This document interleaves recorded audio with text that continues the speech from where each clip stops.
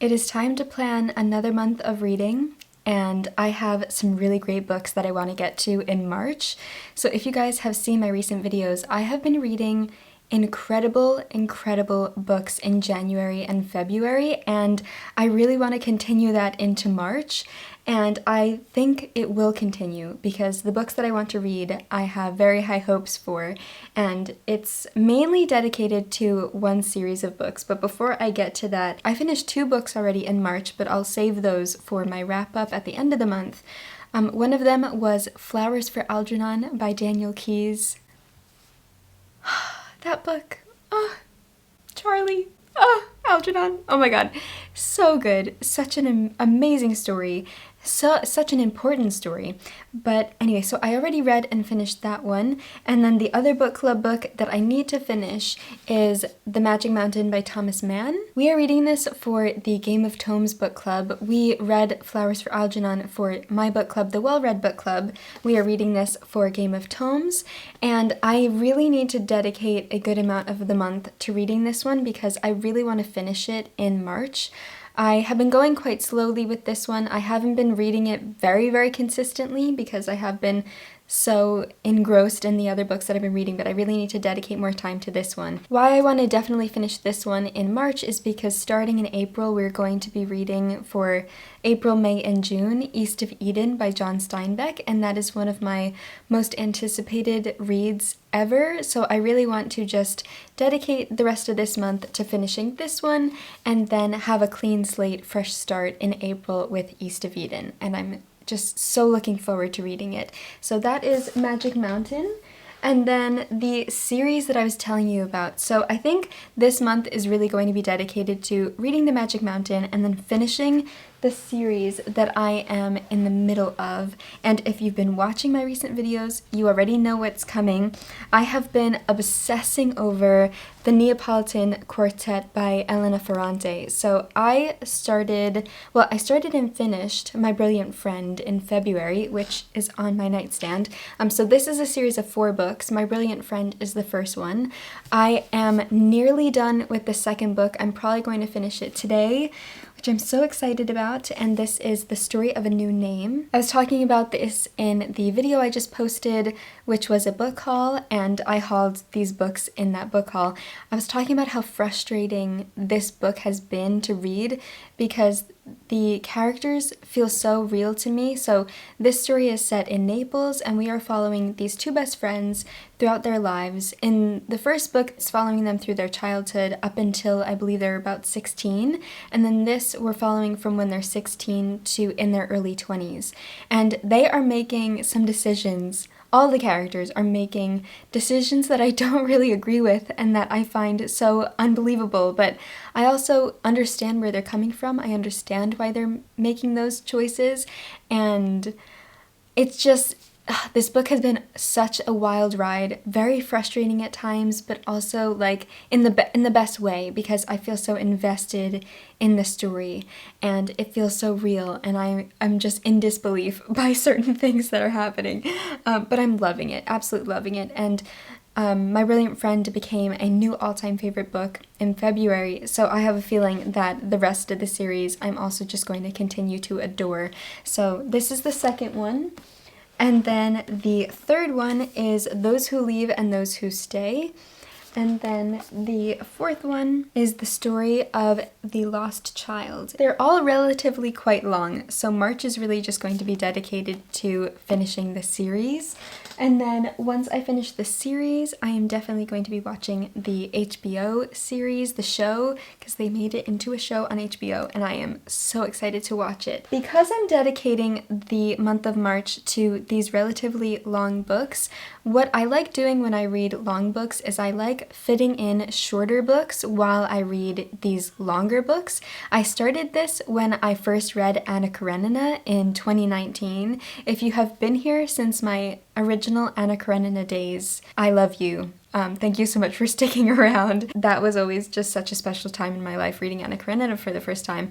And anyway, so what I started doing while reading Anna Karenina, because it's such a big book, I would enjoy reading smaller books as I read Anna Karenina because I felt like I was still making progress with my reading, and I didn't want to rush my time with Anna Karenina, and it was just a really nice experience of reading one big book and then dedicating some time to some smaller stories as well.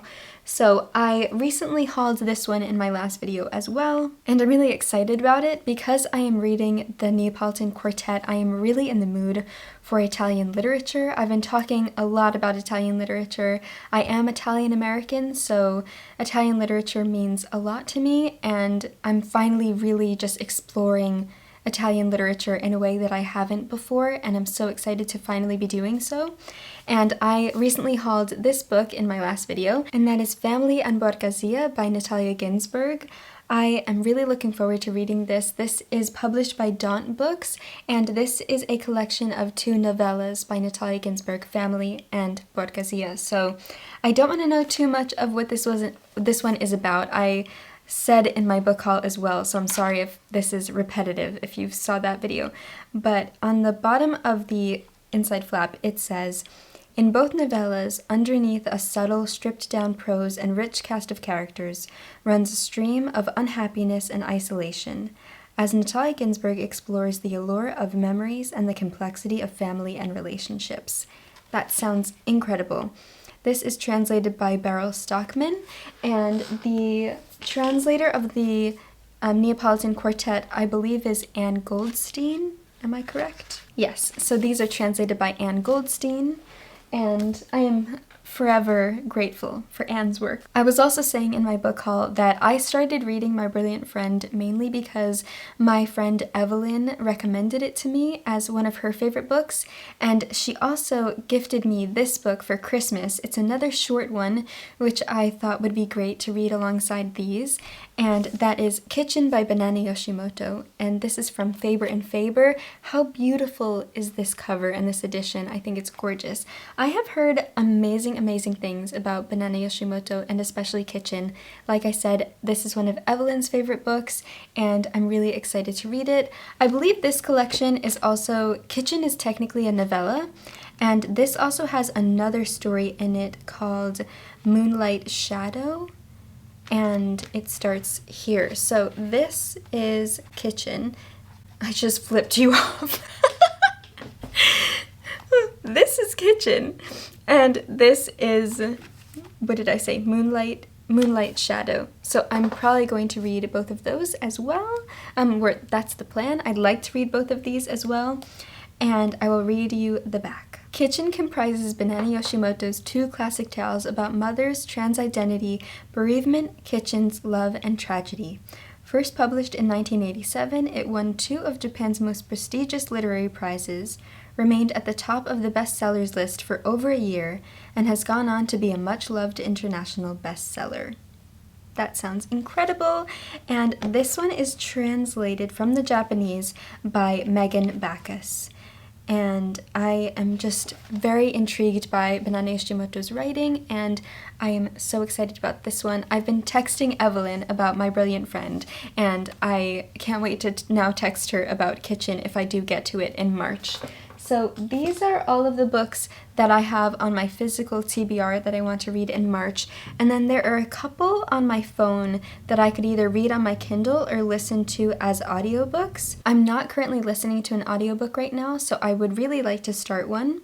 The few that are calling to me and speaking to me right now, the first one is If Cats Disappeared from the World by Genki Kawamura. This is read by Brian Nishi. Does it say the translator? I don't think it does. This one sounds really wonderful. It's about a man who I believe unfortunately gets diagnosed with cancer, and I think the devil appears to him and says, "You can live one more day if you tell me something that you want to disappear from the world." And so I believe it could be like cell phones, and then now cell phones disappear for everybody. I believe they still remember the things that have disappeared, but it's just how those disappearances affect the world and affect the main character.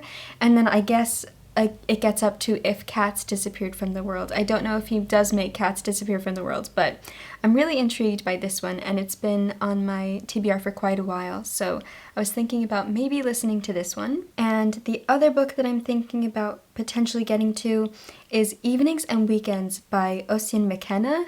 This is a book that a lot of people are recommending to people who enjoy Sally Rooney, a stunning debut that follows a vibrant multi-generational cast of characters through a London heatwave as their simmering tensions and secrets come to a head over a feverish, life-changing weekend. I don't want to read too much more, but that sounds really interesting. It's quite different from the other books that I'm thinking of getting to, so that's why I feel like, depending on my mood, that could be a really nice one to listen to. Then I have 2 potential Kindle reads. I really don't think I'm gonna have time for them, but maybe, potentially. The first one is The Death of Ivan Ilyich by Leo Tolstoy. Leo Tolstoy is one of my all-time favorite writers, and Anna Karenina, like I said before, Anna Karenina is my favorite book, one of my favorite books of all time. And I haven't read this one by him, and I think that that's quite blasphemous, so I need to read this one. I don't entirely know what it's about, but I also kind of don't want to know too much of what it's about. A lot of you have said that I'm going to love it. So, very excited to get to it. If not in March, then hopefully in April. And then the other Kindle read that I could potentially do and loan is A Psalm for the Wild Built by Becky Chambers. Right now, Leon is actually listening to the audiobook of this one and is really enjoying it. This is one that was an option for the Well Read Book Club for this month, because this month we were reading sci-fi, which is why we read Flowers for Algernon. Another pick was A Psalm for the Wild Built, and that one I also really wanted to read, and because it didn't get chosen, I'm just going to be reading it on my own now. If not this month, then also in April. A Psalm for the Wild Built, I've heard it be described as like cozy sci-fi, and it has something to do with monks and robots and questions of the role of technology, and I am just really intrigued by it, and I love the cover. I feel like it has such a wonderful vibe just from the cover and from what I've heard other people say about it, so I'm excited about that one as well. So those are really all the books that I am planning on reading in March. As you can tell, I feel like this is a relatively big stack of books, so we will see if I get to all of these. And one of my favorite things about talking to you guys in the comments is just hearing about your reading life. I know obviously I share my reading life on my channel, but I would really love to know, and I love hearing from you guys about what you're reading and what you're enjoying, and I love getting recommendations from you because they are always amazing. So thank you so much for always leaving such lovely comments and recommending such wonderful books to me. I hope that you found some recommendations potentially in this video and that you're looking forward to hearing what I think about these as the month goes on. Fingers crossed that it is another amazing 5-star reading month for me, so we shall see. But anyway, thank you guys so much for being here, and I hope you're having a wonderful March so far, and have a wonderful reading month as well. I will see you very soon in another video, and as always, happy reading.